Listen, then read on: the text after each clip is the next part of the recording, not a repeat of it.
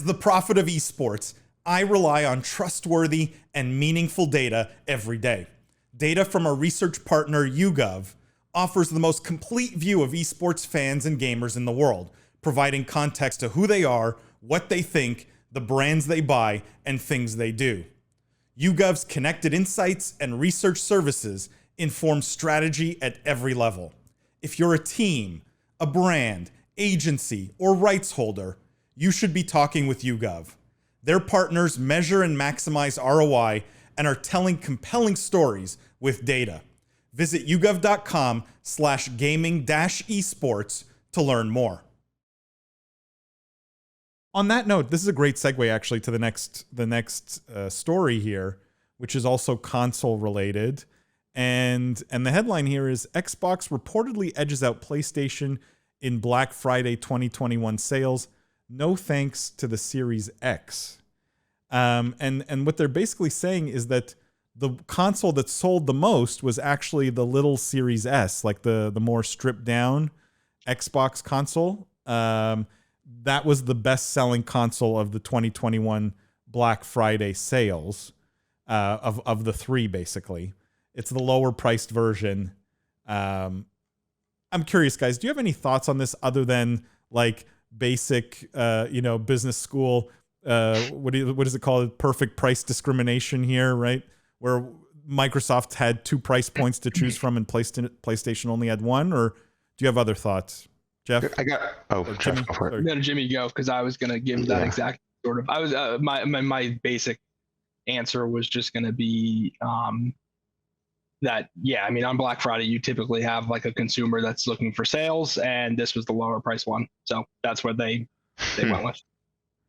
Yeah, definitely interested to see how it compares to previous years and previous gens, but I would imagine a lot of people were surprised by this because when you're close to the holidays, when you have big sales, you get that holdout item, right? You go a little bit bigger because you're getting it for that much cheaper.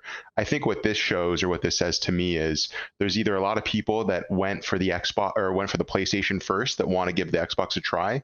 There's a lot of people that are Nintendo or mobile or PC gamers that now are looking for a secondary console for their home. And don't want to splurge on something top of the line where they're putting a backup console in their guest room, and they're, taking it to wherever they need a second console for. And I think, I just think it's people that are already gaming on other platforms that this is really them trying to just try out an Xbox. I know when I first got that, I have that same Xbox. I'm a PC gamer, but I missed having an Xbox. I wanted it in a different room for that couch gaming, environment, as opposed to being at my computer station. And that was the one I got because I thought it'd be good enough for what I needed to run it on. And so maybe that's why I'm feeling that way, but I'm pretty surprised by it. But I think that's what, or at least that's what the story's telling me. There's a lot of gamers that are playing on other platforms that are now also adding an Xbox to their homes as a second console or a second way to game. Could we not conclude that in some ways consoles maybe are moving further down market, right? Like that cost is the bigger concern and the bigger feature, not performance or technology? I think that's true with other areas though, because phones are going in the same direction. Every major phone company now is offering like the high-end phone and then the lower end $400 model. So I think that I think honestly it just might be a consumer choice thing where people are just tired of paying really high prices for things, and there's just an opportunity now to offer something for cheaper and recapture a lot of the market share. I mean, Google did, like with phones, again, Google did the cheaper version of the Pixel first, and then Apple came out with the cheaper version of the iPhone. Both of them were massive successes. Now you start seeing cheaper versions of things. So why any theories on why Sony did not release a cheaper version of the PlayStation, like a PS5 Lite? Again, if we're talking basic business school, price discrimination here, why did Sony miss the boat there? Any theories on maybe why they've done that? I would be surprised if they hadn't released a statement to that effect in the past, because I think well, actually, didn't they come out with a PS2 Slim? I remember I had a PS2 Slim at one point. Yeah, but that was that's like 2 years after the console came out, where they they were able to fit it into a more compact package. It wasn't like selling two at the same time, one a higher performance, higher price, one lower performance, lower price. I'm thinking that's just their MO though, right? Like they are dictating the experience that you're having. They don't want to give you the option for a cheaper, less robust experience. That if you want to play on the PlayStation, we're giving you this tier 1 product. If you want something shitty, go buy your your secondhand Xbox. That's kind of, I feel like that's their MO, is like you're getting this or you're getting nothing from us. Yeah, but they seem to be sorry, Lindsay, go ahead. Oh, I just was going to say, I feel like this is more so a forward-thinking move from Xbox, who is recapturing the secondary gaming market, than it is a active choice for Sony, I guess. I'm not sure if that's the right phrasing, but essentially, I think that Xbox is just the first mover in this kind of market, and I personally think it's very forward-thinking. I think it's much more accessible. I think, like Jimmy said, a lot of people will get it as secondary consoles. I think it's a great idea. I just don't think that Sony has come up with that yet. It's just when you say secondary console, you mean like the second console someone owns? Right, no, like secondary device, like if you own a PC. Like you own a PC and then you get that, yeah. I meant both. You can have two Xboxes, or you can have a PC and an Xbox. You could be a mobile gamer and now want to get an Xbox. So kind of people both. are also traveling more with consoles now. Like, I mean, it's just easier. Yeah, you put it in your Gucci handbag and then exactly. I think that Gucci was so forward thinking. They hit the nail on the head. Ninja got one. I don't know if you guys saw.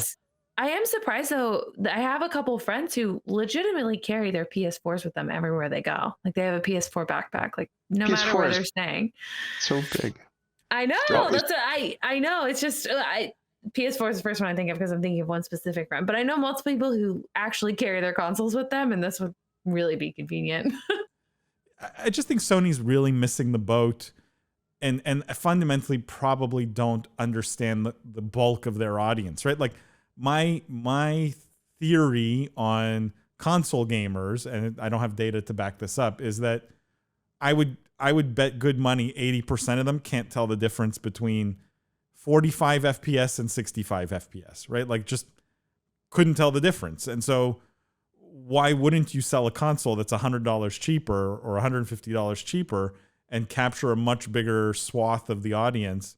To me, it's very smart on Microsoft's part. I'm sure they're also just like leveraging it's bin chips, right? Chips that didn't meet the spec for the Series X. They just put it on a Series S. There's all kinds of like good reasons to do it this way. I mean, I want to just bring up Chris's point about, because I think it's interesting about Halo. We see, we've all been very focused on the price point. I think that's because which console sold more within the Xbox SKU lineup. But I think we can't underestimate, and I think I would like to talk a little bit about, just the success of Halo and how that probably drove a lot of these console sales. I think that's an important thing that Chris brings up there. Chris says inventory equals success, but they marketed the console hard via email and social. Also, Halo commercials on traditional TV was ludicrous the past couple of weeks. Yeah, they got a lot of free tailwind kind of thing because of Halo. Let me read these comments, guys, and then we'll get into the Halo discussion because I'm sure you guys have thoughts on that too. Francois says it's hard to buy a PS5 when they're sold out everywhere. That is true. That is a problem. Chris says also not everyone has 4K TVs, so the benefits of the higher end Xbox is a moot point to casual audiences. Yes, exactly, Chris. I agree.